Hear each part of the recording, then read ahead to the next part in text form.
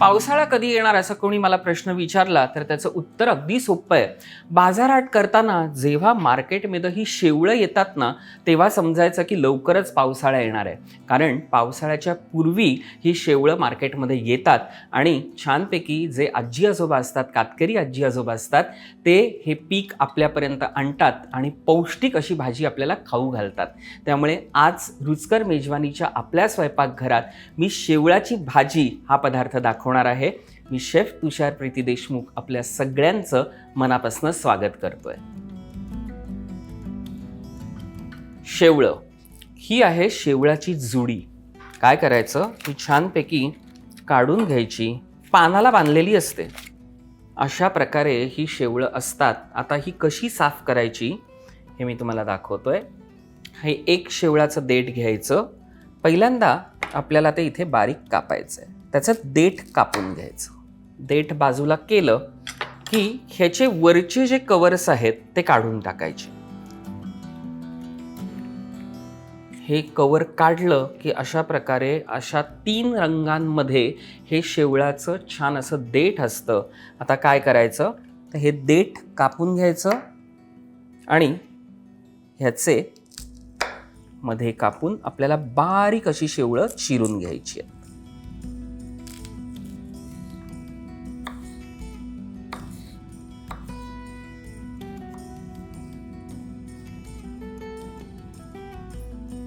So अशा प्रकारे दुसरंही आपण कापूया. त्याचं हे वरचं कवर, कधी कधी काय असतं की ह्याला 2 कवर असतात, कधी 3 कवर असतात, पण शक्यतो 1 कवर असतं, ते फक्त काढून घ्यायचं. त्याच्यामुळे अनेकदा असा प्रश्न येतो ज्यावेळेला तुम्ही पाहाल की इथे 3 मध्ये हा जो ऑरेंज पार्ट आहे तो काही जण घेत नाहीत, पण मी शक्यतो घेतो. कारण जेव्हा कातकरी आजी आहेत त्यांना विचारलं तेव्हा त्यांनी सांगितलं, हो बिंदास घ्या, ह्याच्यातच खरं पौष्टिकपणा आहे. त्यामुळे अशी सगळी शेवळं जी आहेत मी जी साफ करून घेतो आणि ती कापूनही घेतो.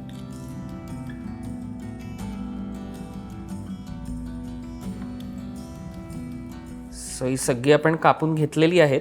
पण एक महत्त्वाचं आहे की ही काळी पडू नये, ह्यासाठी आपण काय केलं आहे की पाणी घेतलेलं एका बोलमध्ये आणि त्याच्यामध्ये सगळी शेवळं जी आहेत, एक जुडी जी होती ती सगळी आपण कापून घेतलेली आहे. बाजूला ठेवूया. आता महत्त्वाची गोष्ट, जेव्हा आपण शेवळाची भाजी करतो त्यावेळेला शेवळाच्या भाजीबरोबर ही काकडं येतात. शेवळाची भाजीमध्ये जर तुम्ही काकडं घातली नाही तर ती तुम्हाला खाचते आणि मग त्या भाजीची मजा येत नाही. आता काय करायचं आहे, ही काकडं जी आहेत, ही फळं आहेत, ही घ्यायची, आपल्याला वाटायची आहेत. स्वच्छ धुवायचं. त्याच्यामध्ये बी असते त्यामुळे ठेचायचं.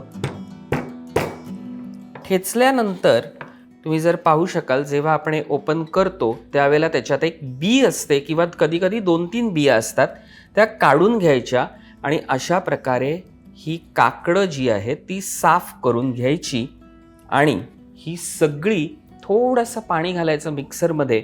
सगळी काकडं घालायची. साधारण एका जुडीला 4 ते 5 काकडं लागतात आणि ती मस्तपैकी वाटून घ्यायची आणि मग पुढच्या तयारीला लागूया.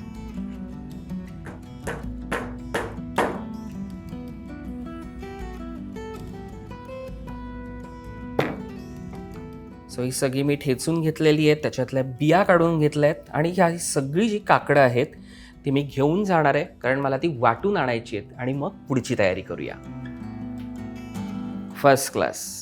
सो अशा प्रकारे मी काकडांचा हा रस काढलेला आहे आणि आता थेट आपल्याला कृतीकडे वळायचं आहे. गॅस ऑन करूया. तेल साधारण 3 ते 4 चमचे. ह्या भाजीला जरा तेल जास्त लागतं. हिंग, ह्या पदार्थाला हिंग भरपूर लागतो त्यामुळे भरपूर हिंग घालायचं आहे. जिरं, लसणाच्या पाकळ्या ज्या आपण सालासकट ठेचलेल्या आहेत आणि लगेच त्याच्यामध्ये आपल्याला ही जी शेवळं आहेत बारीक चिरून घेतलेली ती आपण पाण्यात घातली होती कारण ती काळी पडू नये. पण तुम्ही जर लगेच भाजी करणार असाल तर पाण्यात घातली नाही तरी देखील चालतील. ही थोडीशी परतायची छान. आणि थोडीशी परतल्या लगेच ह्याच्यामध्ये आपल्याला 2 महत्त्वाचे इन्ग्रेडियंट्स घालायचे आहेत. ते म्हणजे काकडाचा काढलेला रस. कारण शेवळं खाजरी असतात तो खाजरेपणा पूर्ण जाण्यासाठी जो काकडाचा रस आहे तो सगळा ह्याच्यात घालायचा आणि लगेच ह्याच्यामध्ये चिंचेचा कोळ टाकायचा आहे. म्हणजेच काय होतं, काकडं आणि चिंचेचं कॉम्बिनेशन हे या शेवळाच्या खाजरेपणाला पूर्ण घालवून टाकतं. आता आपण हे छान परतून घेऊया. अशा प्रकारे ही छान शेवळं आहेत ना, ही 10 ते 15 मिनिटं अशी परतत राहायची. म्हणजे तेलावरती कुरकुरीत पण होतात आणि लसणामुळे त्याचा जो हरवसपणा आहे तो निघून जातो. मंडळी, तुम्हाला बऱ्याच जणांना शेवळं काय आहे हा प्रकार माहिती नसेल. जरूर सर्च करा. जिथे जिथे कातकरी आजी आजोबा घेऊन बसलेले असतात ती भाजी आणा. याचं कारण असं आहे, पावसाळ्याच्या आधीच फक्त ही भाजी तुम्हाला मिळते आणि ती खाल्ल्यामुळे पावसाळ्यामध्ये जे आपल्याला अनेक रोग होण्याची शक्यता असते, ही भाजी खाल्ल्यानंतर आपली रोगप्रतिकारशक्ती वाढते. त्यामुळे शेवळं जरूर खा. छान परतून झालंय. आता त्याच्यामध्ये साधारण मी एक मोठा कांदा बारीक चिरून घेतलेला आहे तो ह्याच्यामध्ये घालणार आहे. कांदा परतल्यानंतर 1 वाटी मसूर वाफवलेले हेही ह्याच्यामध्ये मी मिक्स करणार आहे. तुम्ही इथे मसूर घालायचे नसतील तर कोणतंही कडधान्य नक्कीच घालू शकता. छान हे सगळं परतून झालं की याच्यामध्ये आता मसाले जातील. चिमूटभर साधारण हळद. मसाला जो तुमच्या घरी अवेलेबल असेल तो तुम्ही घालू शकता. 1 चमचा गरम मसाला, अर्धा चमचा लिंबा एवढा छान गोळा. मस्त त्याला एक फ्लेवर येतो, कारण आंबटपणा आहेच त्याच्यामुळे गोड पण छान वाटेल. आणि चवीनुसार मीठ. पुन्हा एकदा छान परतूया ही भाजी. आता ह्याच्यामध्ये खवणलेला नारळ साधारण 1 छोटी वाटी, बारीक चिरलेली कोथिंबीर. पुन्हा थोडंसं मिक्स करूया. आता आपल्याला ह्याला फक्त एक पाण्याचा हपका मारायचा आहे.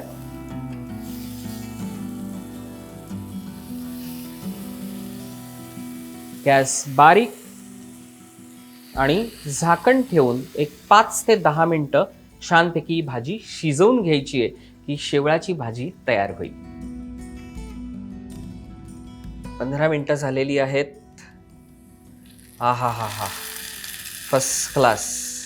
ह्या भाजीला स्वतःचा एक स्वाद इतका छान आहे ना, मस्तच. गॅस बंद करूया. भाजी काढून घेऊया. ही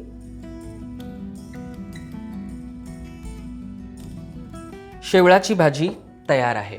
शेवळाच्या भाजीला म्हणजे शेवळाला इंग्लिशमध्ये ड्रॅगन स्टॉक याम असं म्हटलं जातं. हे लक्षात ठेवा, म्हणजे सर्च करायला बरं होईल. शेवळाची भाजी करताना बऱ्याचशा टिप्स आहेत त्या लक्षात ठेवायच्या आहेत. शेवळं कापताना सुरीला तेल लावायला विसरू नका. हाताला देखील तेल लावा, कारण हात काळे होतात. तेच हात जेव्हा आपण आपल्या शरीराला किंवा कपड्याला लावतो तेव्हा खाज येते. त्यामुळे सांभाळणं अत्यंत गरजेचं आहे. दुसरी महत्त्वाची गोष्ट, जेव्हा तुम्ही शेवळाची भाजी करता तेव्हा काकडाबरोबरच, काकडाचा रस जो असतो त्याच्याबरोबरच आज चिंचेचा कोळ मी घातलाय. तुम्हाला चिंच घालायची नसेल तर तुम्ही आमसूल घालू शकता. हे अत्यंत महत्त्वाचं आहे. अशा व अनेक टिप्स जर तुम्ही फॉलो केल्या तर शेवळाची भाजी खूप रुचकर होते. मंडळी, मी शेफ तुषार प्रीती देशमुख आज आपली तुमची इथेच रजा घेतो. पुन्हा भेटूया पुढच्या भागात. नमस्कार.